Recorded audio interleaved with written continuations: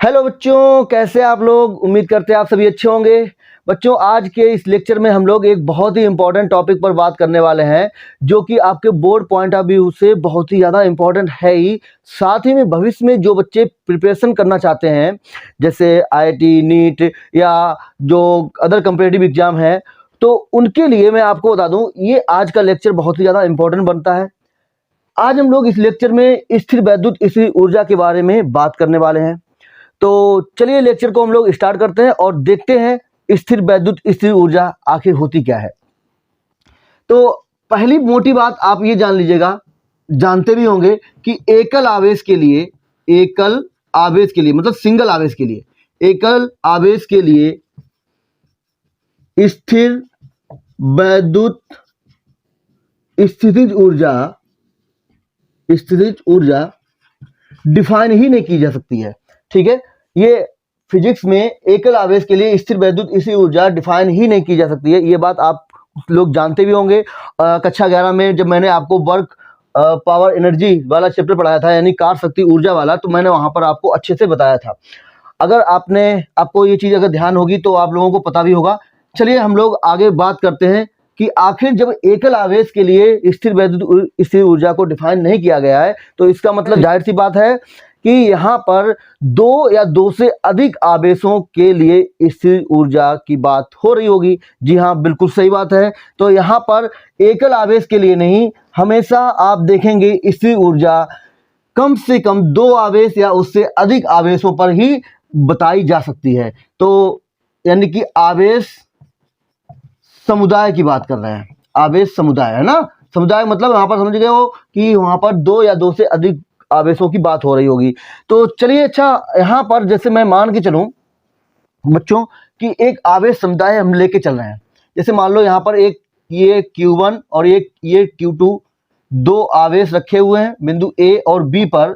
तो ये भाई साहब एक हमारे पास समुदाय बना हुआ है। अब इसके पास इसकी कुछ ना कुछ ऊर्जा होगी, तो उसको मैंने बोल दिया U इनिशियल। इनिशियल मतलब होता है प्रारंभिक, तो मतलब ये है इसकी प्रारंभिक स्थिति ऊर्जा, प्रारंभिक स्थितिज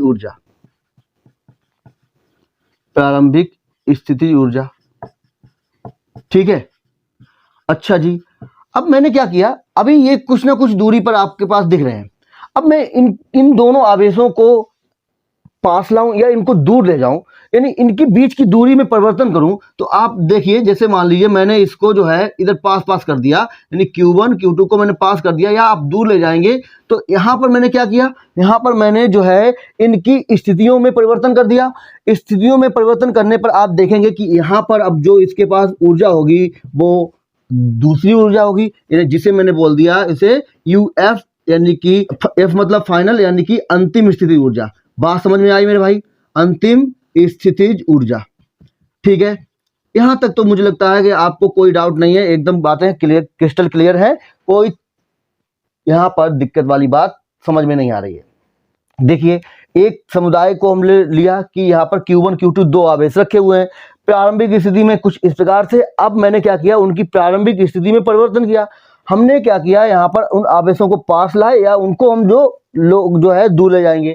तो यहाँ पर जो है इसके पास जो ऊर्जा होगी वो पहले की अपेक्षा अलग होगी। तो यहाँ पर जो इसके पास जो ऊर्जा है उसको मैंने बोल दिया UI, यानी कि प्रारंभिक स्थिति ऊर्जा, और यहाँ पर जो इसके पास ऊर्जा होगी वो अंतिम स्थिति ऊर्जा। तो बच्चों, आपके फिजिक्स में जो स्थिति ऊर्जा डिफाइन की गई है, हालांकि हम लोग इसके बारे में बात कर चुके हैं कक्षा 11 में, तो यहाँ पर आप देखिए वो बताई गई है U final minus U initial बराबर माइनस W संरक्षी बल। अब सोच रहे होगे सर ये क्या बला है, U final minus U initial is equal to minus W संरक्षी बल। तो बच्चों आओ जरा इसको हम लोग समझते हैं। यहाँ पर जो संरक्षी बल है, संरक्षी बल, अगर आपने लेक्चर कंटिन्यू ले रहे होंगे तो आपको पता होगा, मैंने पिछले लेक्चर में मैंने बताया था संरक्षी बल के बारे में। जब हम लोगों ने वहां पर किसकी बात करी थी, जब हम लोगों ने वहां पर कार की बात करी थी, यानी विभवांतर के बारे में बात कर रहे थे। तो देखो ध्यान से, हम एक बार फिर से संरक्षी बल के कॉन्सेप्ट को आपको क्लियर कर दें कि संरक्षी बल ऐसा बल होता है, जैसे मान लो ये हमारे पास पॉइंट ए और बी है, हम यहाँ से यहाँ कैसे भी जाएं, मतलब समझ रहे हो ना आप, कैसे भी जाएं, ठीक है। तो ये जो बल है, ये जो संरक्षी बल होगा, वो यहाँ पर जो कार मिलेगा हमको उसके द्वारा, वो कार हमारे पास कैसा होगा, हमेशा कैसा होगा, इक्वल होगा, समान होगा। चाहे आप ऐसे जाएं, यहाँ पर W, यहाँ पर W, यहाँ पर भी W और यहाँ पर भी W, आप कैसे भी जाएं A से B, अगर बल संरक्षी है तो वहां पर कार भी संरक्षी होगा। इस चीज के बारे में हम लोगों ने बात करी थी, और वो कार कैसा होगा, समान होगा। लेकिन अगर हम लोग मान लो A to B, ये 2 पॉइंट हैं, इसमें अगर हम लोग एक राउंड शेप में जाएं, यानी कि वृत्ताकार में जाए, यानी वृत्त के रूप में जाए, यानी कि गोलाकार के रूप में जाए, मतलब A से B गए, सॉरी 1 to 2 गए और 2 to 1 आए, तो आप देखेंगे कि यहाँ पर जो हमारे पास कार आता है वो कितना आता है, 0 आता है। इतनी बात हम लोगों ने पिछले इस कॉन्सेप्ट को पिछले लेक्चर में कवर किया था। बात मुझे लगता है कि आप लोगों को क्लियर हो गई होगी, किसी प्रकार का कोई डाउट नहीं रहा होगा। तो यहाँ पर जो संरक्षी बल है वो क्या होगा, कहां पर मैं बात कर रहा हूं, यहाँ पर जो संरक्षी बल है वो क्या होगा, कौन सा होगा। तो अब जरा मुझे कोई बताएगा, यहाँ पर जो संरक्षी बल है वो कौन सा होगा। भाई 2 आवेश रखे हैं, मतलब कि स्थिर वैद्युत बल की बात हो रही होगी, तो यहाँ पर जो UF माइनस U इनिशियल होगा, जो कार हमारे पास निकल रहा होगा, वो किसके द्वारा, स्थिर वैद्युत बल के द्वारा। ये बात आप लोगों को, आई होप आप लोग अच्छे से समझ रहे होंगे, ठीक है, स्थिर वैद्युत बल के द्वारा। अब आप मुझे ये बताओ, क्या आपने पिछला लेक्चर अच्छी तरीके से कवर किया था। वहां पर मैंने आपको एक चीज बताई थी कि जब हम लोग आवेश को लाते हैं, तो ये जो आवेश हम लोग लाते हैं, तो एक जो आवेश रखा होता है, एकल आवेश, वो उस पर बल लगा रहा होता है, स्थिर वैद्युत बल, यानी कि वो किधर, बाहर की ओर, और उसकी हम लोग बाह्य बल किधर लगा रहे थे, अंदर की ओर। यानी कि एक हमारे पास कार मिलता था स्थिर वैद्युत बल के द्वारा, और एक जो हम लोग कार कर रहे थे वो कार, तो दोनों एक दूसरे के अपोजिट होते हैं, है ना। एक कार लगता है इस दिशा में, एक कार लगता है इस दिशा में। तो आप देख रहे हो कि यहाँ पर अगर मैं चाहूं तो इसको क्या बोल सकता हूं, हमारा जो बाह्य बल होता है वो कैसा होगा भाई, विपरीत दिशा में होगा, तो ये निगेटिव है, तो उसे मैं पॉजिटिव बोल सकता हूं, यानी F बाह्य।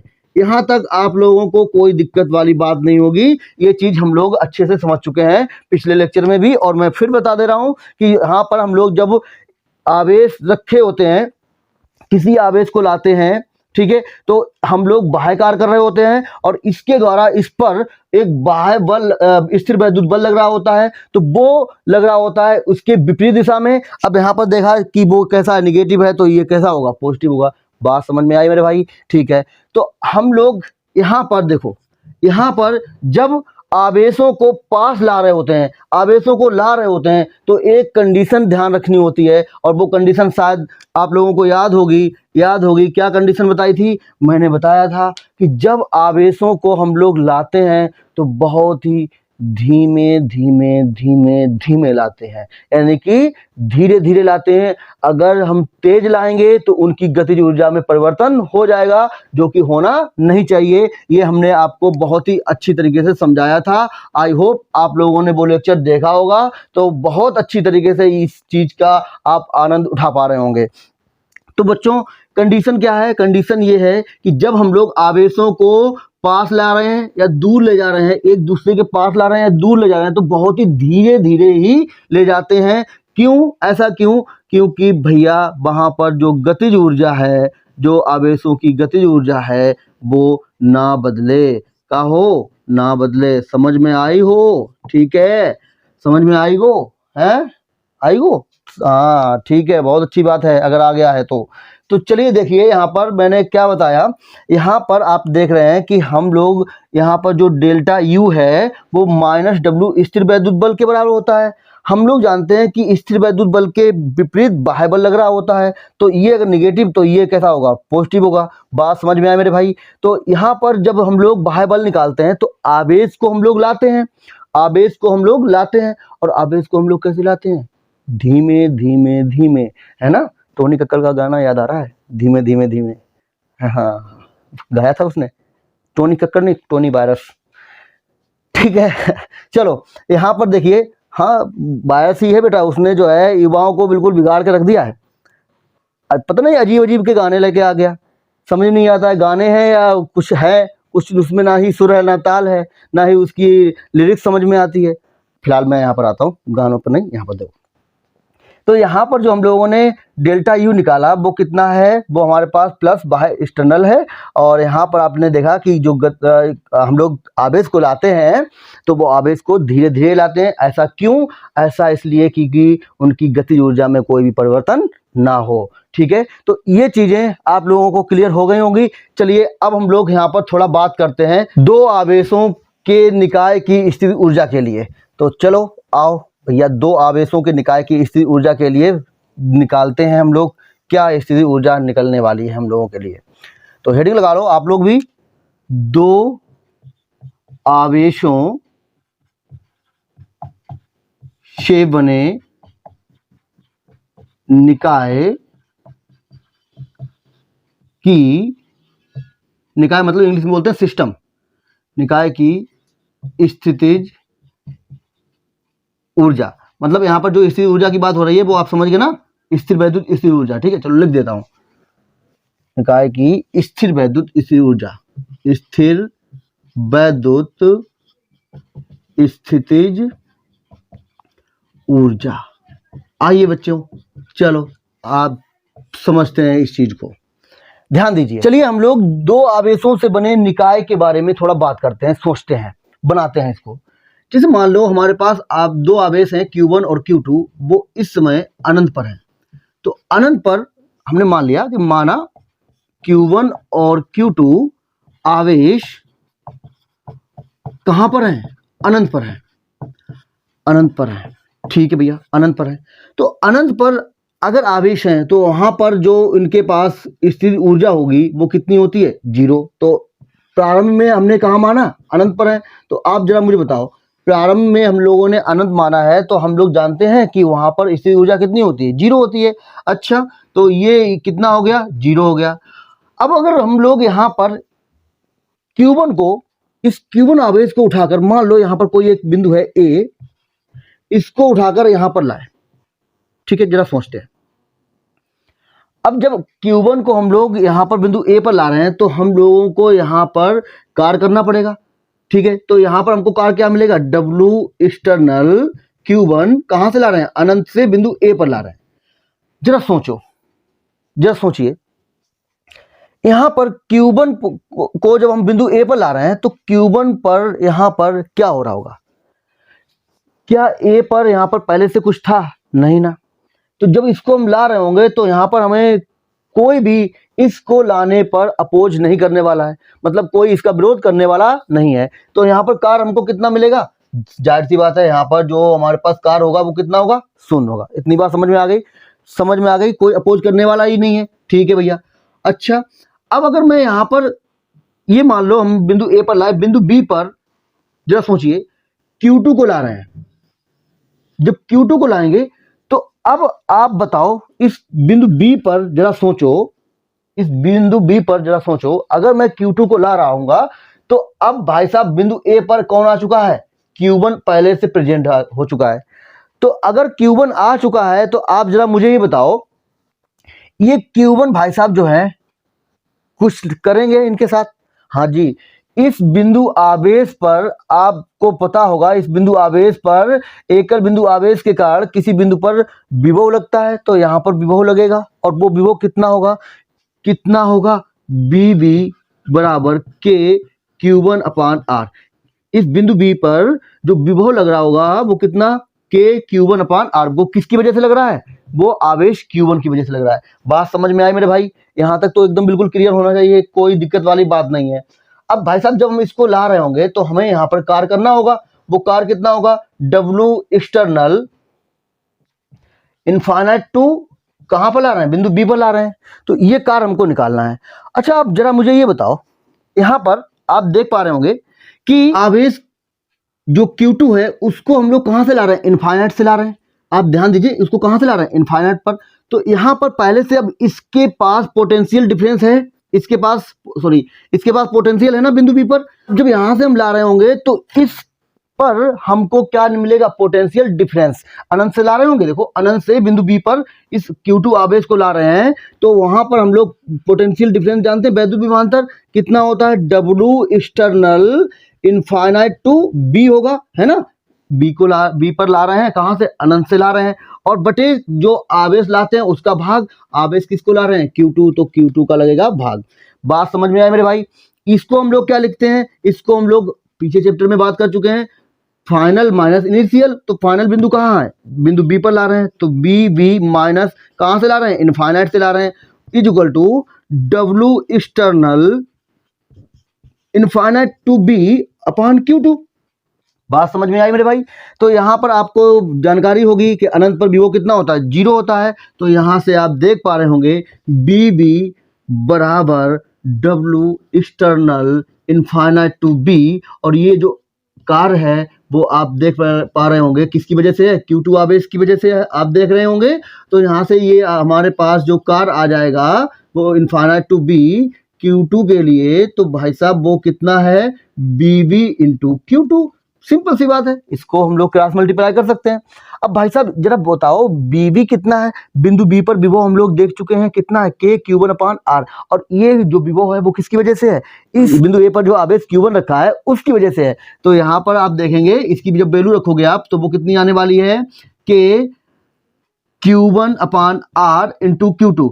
तो ये आ गया हमारे पास W external infinite to B, और ये किसकी वजह से है, Q2 की वजह से है। और Q1 की वजह से आपने देखा वो कितना आ रहा था, वो आपके पास जो है कितना आ रहा है, यहाँ पर 0 आ रहा है। ठीक है, तो हम लोगों को क्या चाहिए, W एक्सटर्नल चाहिए, बाह्यकार चाहिए। तो वो हमारे पास क्या होगा, W external infinite to A वो Q1 की वजह से, और plus W external infinite to B Q2 की वजह से। बात समझ में आई मेरे भाई, यही हमारे पास टोटल कार्य निकल के आएगा। तो ये कितना है, ये भाई साहब 0 है, और ये कितना है, अभी निकाला हम लोगों ने कितना, K Q1 Q2 upon R W external. इतनी बात समझ में आ रही होगी, ये कार्य निकाल लिया। और अभी हम लोग पढ़ चुके हैं कि जो वैद्युत स्थिर ऊर्जा है वो डेल्टा U बराबर, वो हमारे पास किसके बराबर होती है, वो हमारे पास बराबर होती है W एक्सटर्नल के। ठीक है, तो आप यहां पर रख दीजिए डेल्टा U बराबर K Q1 Q2 upon R। बात समझ में आई मेरे भाई। तो ये कितना आ गया, ये हमारे पास इतना आ गया। और डेल्टा U क्या है, डेल्टा U जो है उसे हम लोग लिखेंगे क्या, डेल्टा U को क्या क्या लिखेंगे, मैं यहाँ पर लिख दूं, यहाँ पर स्पेस है। डेल्टा U को देखो, U final minus U initial is equal to K Q1 Q2 upon R। अब पहले आप बताओ, पहले ये यहाँ पर आवेश कहाँ पर थे, अनंत पर, तब वहां पर उसके पास इसी ऊर्जा कितनी थी, 0। अब हम लोग अनंत से जब ला रहे हैं, यहाँ पर एक सिस्टम बनाया, ये R दूरी पर, ठीक है, A और बिंदु पर जो कि R दूरी पर है, ये सिस्टम बनाया दो आवेशों का। ठीक है, तो यहाँ पर जो वैद्युत स्थिर ऊर्जा होगी वो कितनी हो जाएगी, तो वो हमारे पास होगी UF, और माइनस ये कितना है, 0। तो ये 0 बराबर K Q1 Q2 upon R, यानी UF जो हमारे पास निकल के आ गया K Q1 Q2 upon R। यही हमारे पास अनंत से जब हम लोग किसी बिंदु पर आवेशों को लाते हैं, तो जो हमारे पास दोनों आवेशों को लाने में कार्य करना होता है, जो कार्य करना होता है वही कार्य उस निकाय में स्थितिज ऊर्जा के रूप में संचित हो जाता है। इसी को ही हम लोग निकाय की वैद्युत स्थितिज ऊर्जा कहते हैं। बात समझ में आए मेरे भाई। तो ये जो हमारे पास निकल के आया ना भाई साहब, ये बहुत ही इंपॉर्टेंट है। K का मान तो आप जानते ही हो कितना होता है, 1/4 pi epsilon not. I hope आप लोगों को ये कॉन्सेप्ट अच्छे से क्लियर हो गया होगा। मैं आपको एक बार फिर से रिवाइज करवा दे रहा हूँ कि कैसे हम लोग करते हैं। भाई हम लोग आवेश को अनंत से लाते हैं, ठीक है, तो अनंत पर जब आवेश रखे होते हैं तो वहाँ पर स्थिर ऊर्जा कितनी होती है, 0। तो प्रारंभिक स्थिर ऊर्जा कितनी होगी, 0 होगी। ठीक है, मैं Q1 को लाया बिंदु A तक, ठीक। तो अब जब Q1 को लाएंगे बिंदु A तक, तो हम लोगों को रोकने वाला कोई है नहीं, तो हमारे पास जो कार्य होगा वो कितना होगा, 0। तो यानी कि W एक्सटर्नल Q1 को ला रहे हैं कहाँ से, अनंत से बिंदु A पर, तो वो कार्य 0 मिल गया। ठीक है, अब बिंदु B पर हम लोग यहाँ पर Q2 को ला रहे होंगे, तब अब आप जरा सोचिए, इसको आवेश Q2 को यहाँ पर लाने के लिए एक बैठा है बिंदु A पर आवेश Q1, ये सवाल जवाब करेगा। यानी कि यहाँ पर अब हमारे पास कार्य मिलेगा, हम लोगों को कार्य करना पड़ेगा। तो वो कार्य हम लोगों ने निकाला। कैसे निकाला तो देखिए ध्यान से। हम लोग जानते हैं कि यहाँ पर इस आवेश की वजह से बिंदु P पर विभव लग रहा होगा। अरे भाई पढ़ चुके हैं ना हम लोग।